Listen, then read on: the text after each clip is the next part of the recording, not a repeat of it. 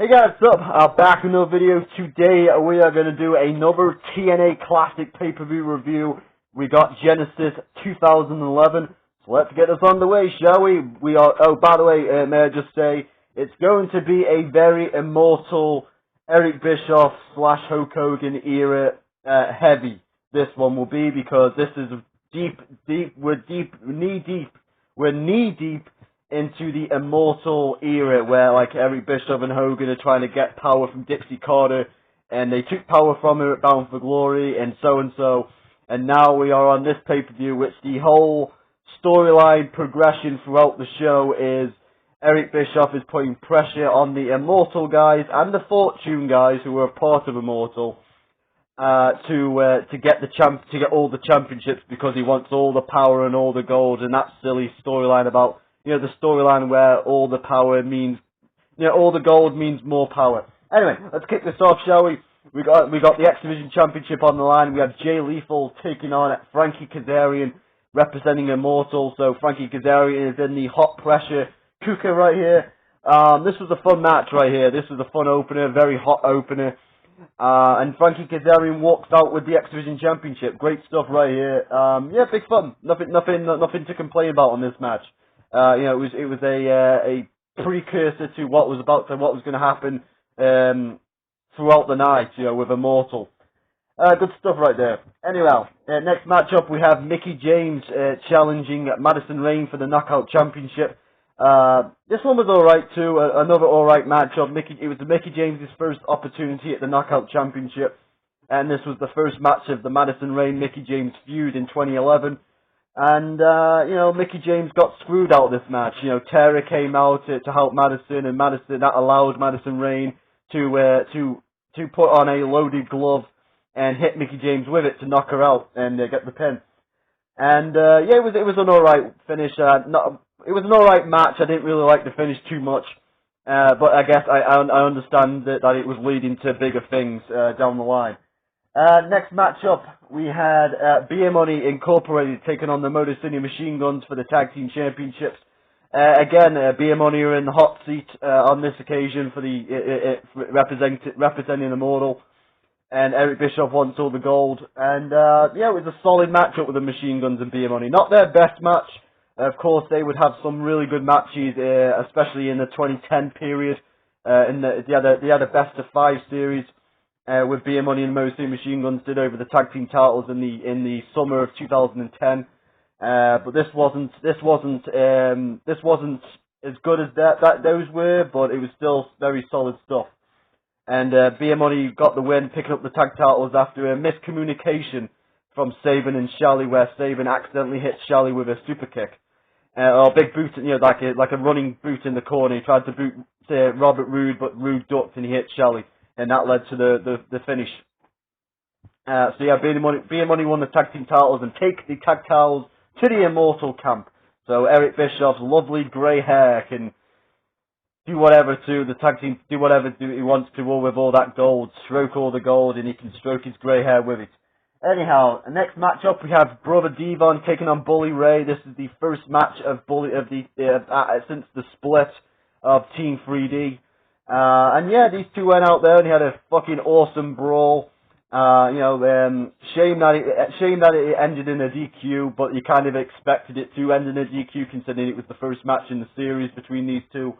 They would have another match at Against All Odds in February. That would be a street fight, but also involving Devon's sons, and I've also reviewed that in the past, so if you want to check that out, go check that out at the Against All Odds 2011 review. After, of course, you've listened to the rest of this review. Unless you don't want to hear my voice, and I don't blame you. But there we go. Let's get on with this.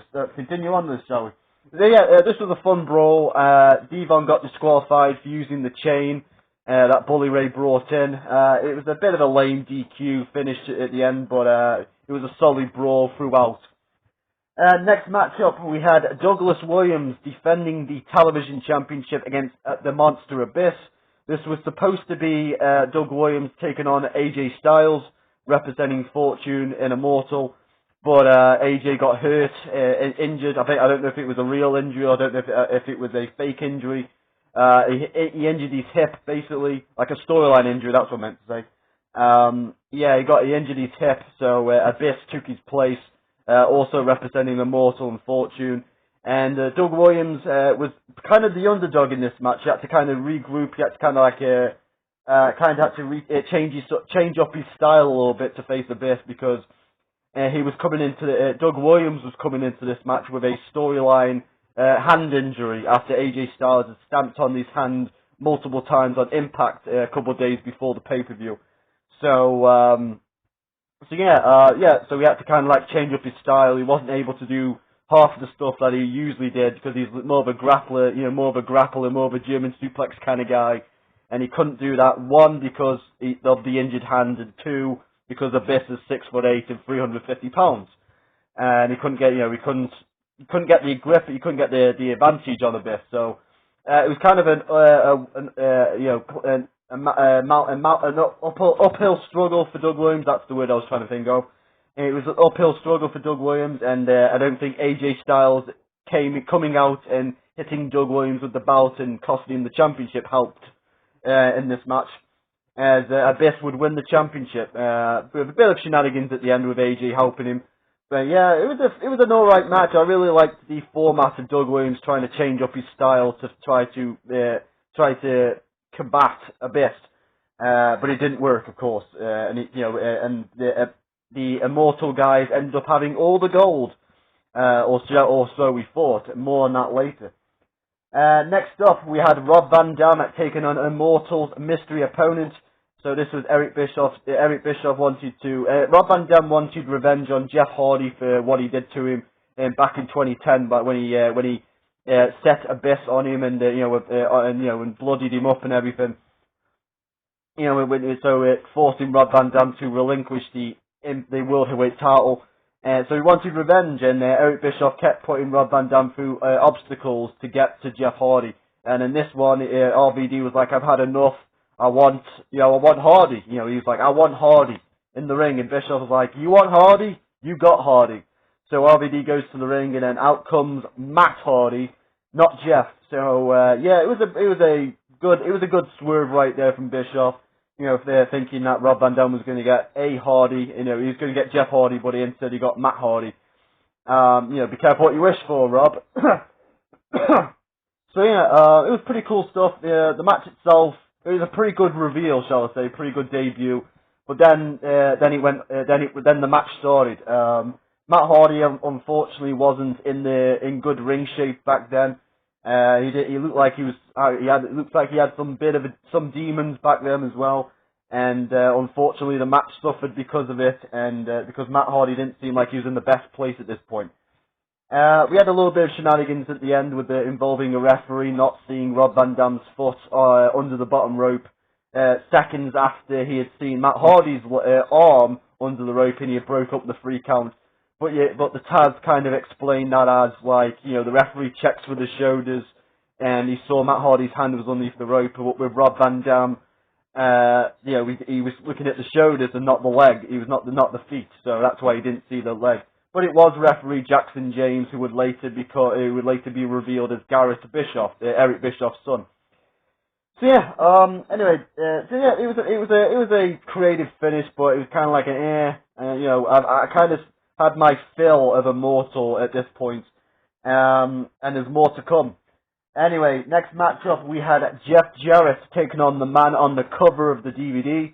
We have Kurt Angle against Jeff Jarrett in a, let me try to get this right, a double J, double MA exhibition match. So basically an exhibition MMA fight, worked MMA, kind of like a work MMA, 3 2-minute rounds.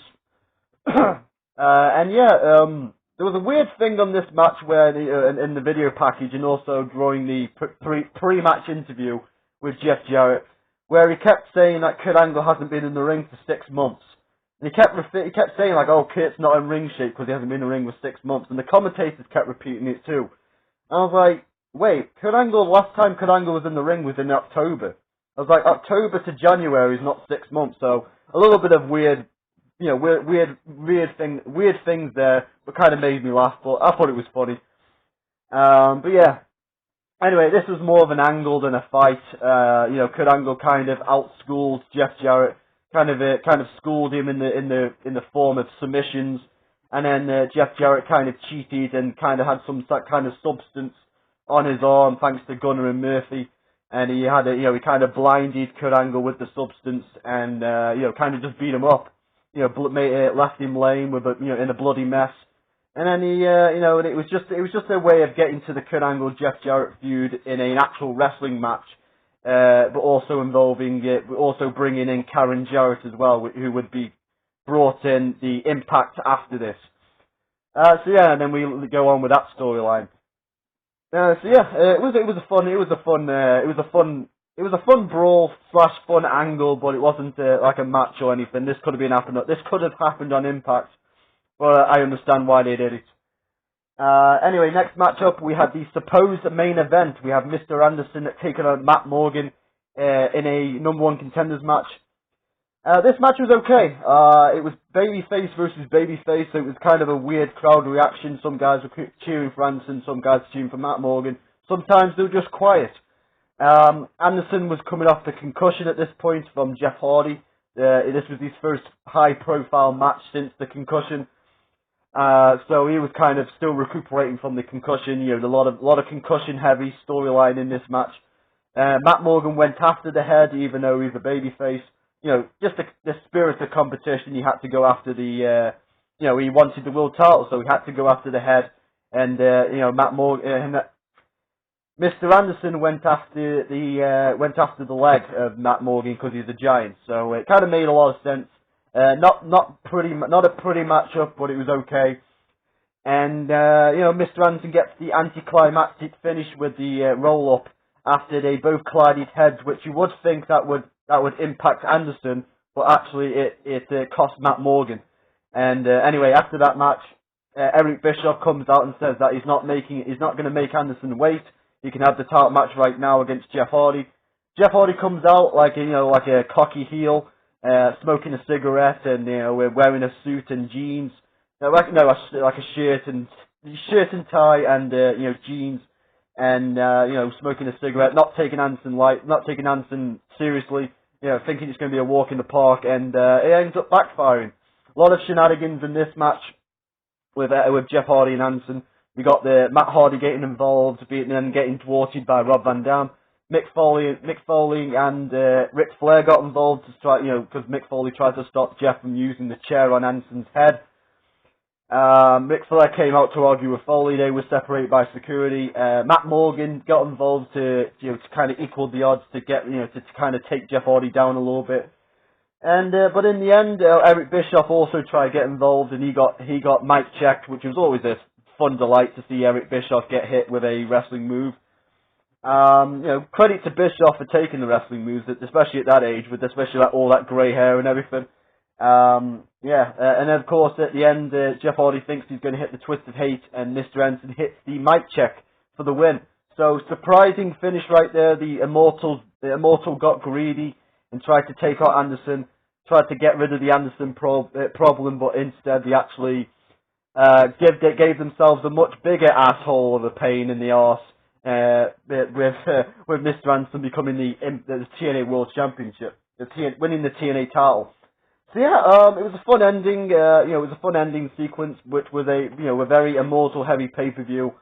I'm going to give it a 6 out of 10 because the Immortal stuff did kind of drag the show at points, and I kind of knew where things were going. It was kind of like a build-up show for other pay-per-views, like for instance the Mickie James match that led to another match against all odds. Bully Ray, Devon was just a lead up to another match for the next pay-per-view, and same with Jeff Jarrett and Kurt Angle. So there's a bunch of matches on this show that just led to other matches on the next pay-per-view, just another more build. It was a pretty average show. The finish was really good though. I like Anderson winning the title. So I'm going to give this a 6 out of 10. Very solid. As I said, very average show with a solid finish. Big thumbs up. I hope you guys enjoyed the video. Tell me what you think in the comments. Leave me a like if you deserve it. And I'll see you guys on the next video, which will, whenever that may be, I don't know. Until then, guys, peace out. See you guys. I love you guys. And I'm out.